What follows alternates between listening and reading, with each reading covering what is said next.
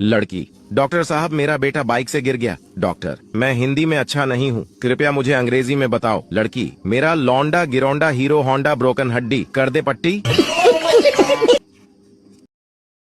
सोचा था 2 शादियां करूंगा, एक पीटेगी तो दूसरी बचाएगी। रात को सपना देखा, एक ने पकड़ रखा था, दूसरी पीट रही थी। एक लड़की जा रही थी, उसका पेन गिर गया। एक लड़का उसका पेन उठाकर दिया और बोला, आपका नाम? लड़की बोली, पिता के पहले और माता के बाद लगाते हैं वही है मेरा नाम। आप बताओ लड़की का क्या है नाम? ये बड़ी अच्छी बात कही आप। फेसबुक से थक जाते हैं तो व्हाट्सएप चले जाते हैं, जब व्हाट्सएप से थक जाते हैं तो इंस्टाग्राम पर चले जाते हैं। ओह माय गॉड, इतनी भाग दौड़ भरी जिंदगी। एक अमीर लड़की को स्कूल में गरीब परिवार पर निबंध लिखने को कहा गया। जरा गौर फरमाइए लड़की ने क्या लिखा। एक गरीब परिवार था, पिता गरीब, माँ गरीब, बच्चे गरीब। परिवार में 4 नौकर थे, वो भी गरीब। स्कॉर्पियो कार थी, वो भी टूटी हुई थी। उनका गरीब ड्राइवर बच्चों को उसी टूटी कार में स्कूल छोड़ के आता था। बच्चों के पास पुराने एप्पल आईफोन 8 मोबाइल थे। बच्चे हफ्ते में सिर्फ 3 बार ही ताज होटल में खाना खाते थे, बाकी दिन घर पर ही खाते थे। घर में सिर्फ 2 ही एसी थे और वो भी सेकेंड हैंड। सारा परिवार बड़ी मुश्किल से ऐश कर रहा था।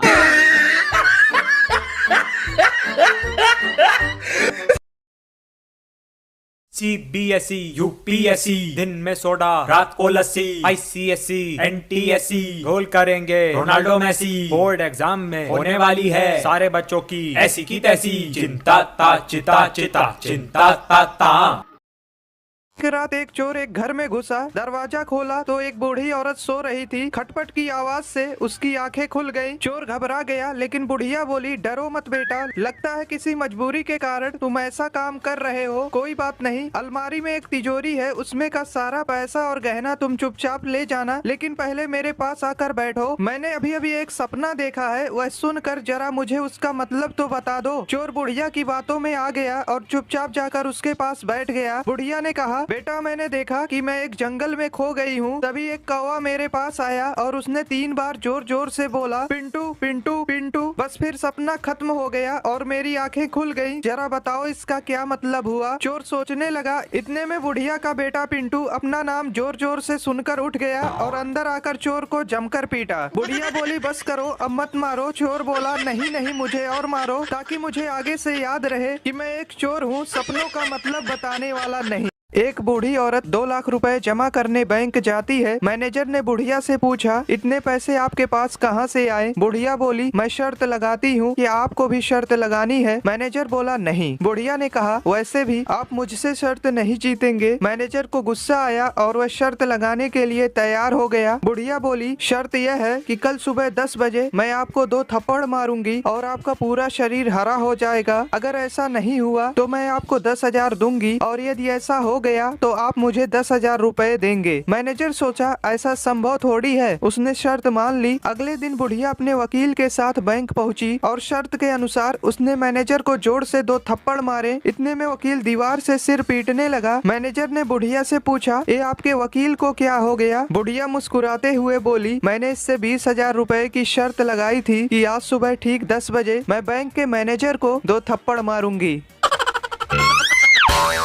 अमेरिका में जब कोई बच्चा बाइक से गिरने के बाद घर पहुंचता है तो उसकी माँ सबसे पहले उसे बिठाती है, देन डॉक्टर को कॉल करती है।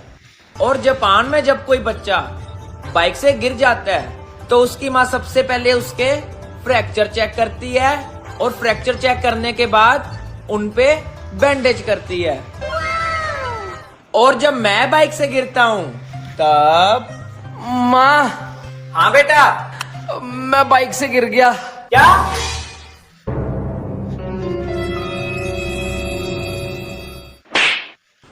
चला बाइक।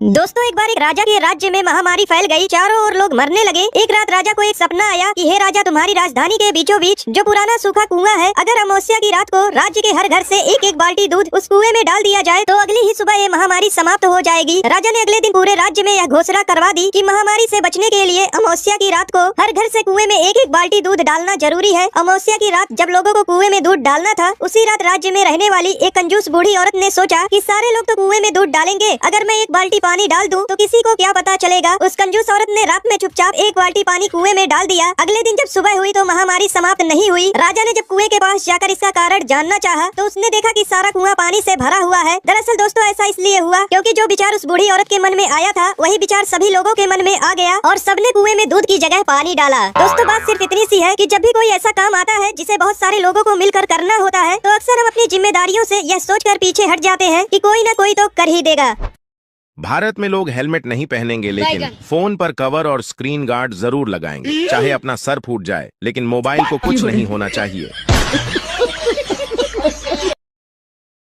एक बच्चे का जन्म होने वाला था। जन्म से कुछ समय पहले बच्चा भगवान से बोला, हे प्रभु, मैं इतना छोटा हूँ, खुद से कुछ कर भी नहीं पाता, भला मैं पृथ्वी पर कैसे रहूंगा? मुझे कहीं नहीं जाना, मुझे अपने पास ही रहने दीजिए। भगवान बोले, हे बालक, मैंने तुम्हारे लिए एक फरिश्ता चुना है, वो तुम्हारे लिए मुस्कुराएगा भी और तुम्हारा ख्याल भी रखेगा। बच्चा बोला, जब लोग मुझसे बात करेंगे तो मैं समझूंगा कैसे? मुझे तो उनकी भाषा भी नहीं आती। भगवान बोले, तुम्हारा फरिश्ता तुमसे मधुर शब्दों में तुमसे बात करेगा, वो तुम्हें चलना बोलना और प्रार्थना करना भी सिखाएगा और वो तुम्हें सभी बुरे लोगों से बचाएगा, भले ही उसकी जान ही क्यों न चली जाए। इस बीच पृथ्वी से किसी के कराहने की आवाज सुनाई दी। बच्चा समझ गया कि अब उसे जाना होगा। बच्चा बोला, हे ईश्वर, मेरे जाने का समय हो गया है, कृपया करके मुझे उस फरिश्ते का नाम बता दीजिए। भगवान बोले, तुम नाम जानकर क्या करोगे? बस इतना जान लो, तुम पृथ्वी पर उसे माँ कहकर बुलाओगे तो बस अपनी प्यारी माँ के लिए एक लाइक करके सब्सक्राइब कर दो। पूरा सुनिए, मजा आएगा। मुझे तो अपनों ने लूटा, गैरों में कहाँ दम था। मेरी हड्डी वहाँ टूटी जहाँ हॉस्पिटल बंद था। मुझे जिस एम्बुलेंस में डाला उसका पेट्रोल कम था। मुझे रिक्शे में इसलिए बैठाया क्योंकि उसका किराया कम था। मुझे डॉक्टरों ने उठाया, नर्सों में कहाँ दम था। मुझे जिस बेड पे लेटाया उसके नीचे बम था। मुझे तो बम से उड़ाया, गोली में कहाँ दम था। और मुझे सड़क में दफनाया क्योंकि कब्रिस्तान में फंक्शन था।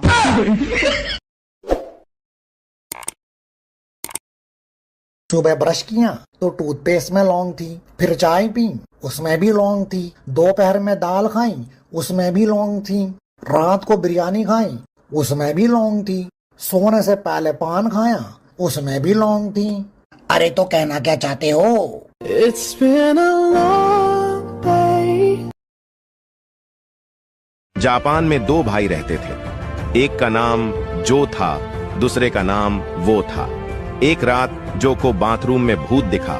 जो डर गया और उसने वो को आवाज लगाई। वो दौड़ते हुए बाथरूम में आया और भूत को देखते ही उसका हार्ट फेल हो गया और वो मर गया। बस उसी दिन से कहावत हो गई, जो डर गया वो मर गया। दुख क्या है? 7 बजे नींद खुले और पता चले अब वापस नहीं सोना। खुशी क्या है? रात को 2 बजे नींद खुले और पता चले कि अभी 5 घंटे और सोना है।